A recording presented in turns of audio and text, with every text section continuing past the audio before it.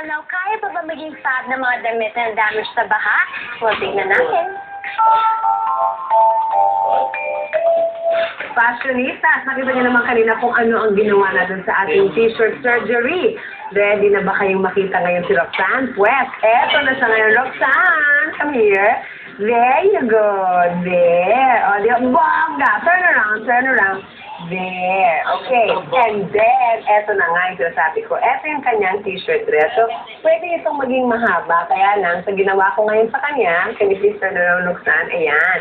So, medyo iniksiyan ko siya ng konti. Tapos, nilagyan ko siya ng rubber band doon. So, sa viewers natin, kung medyo meron kayong maluwag na t-shirt at gusto nyo magkaroon ng konting silhouette na meron kayong bewa, put a rubber band, tapos gumawa lang kayo dyan ng parang rose. So, diba? Parang part na rin siya ng inyong outfit. Ito na yung sinasabi namin kanina na you put in para ma-achieve ang inyong rocker chic na look. Diba, bongga? Dahil bata pa si Roxanne, kayang-kaya niya pang ilabas ang kanyang kalahating shoulder. So, all you have to do is pull down a little bit. There you go. Not so sexy, but still the class is there. Yan. Bongga.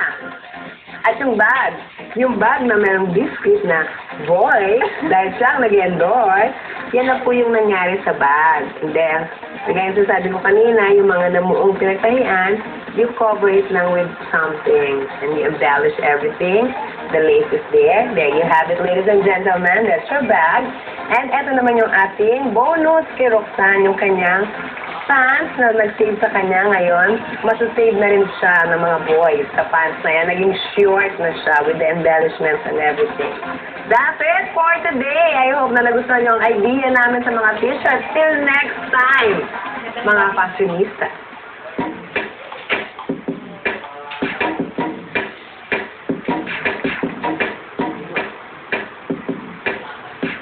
Looking nice! Congratulations, Roxanne, and thank you so much, Miss Wilma Dozen.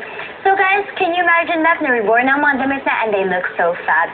So if you have like a fashion dilemma or you have like a problem like actually that one, you can email us at fashionistasbyheart@gmailnetwork.com or be our friend on Facebook.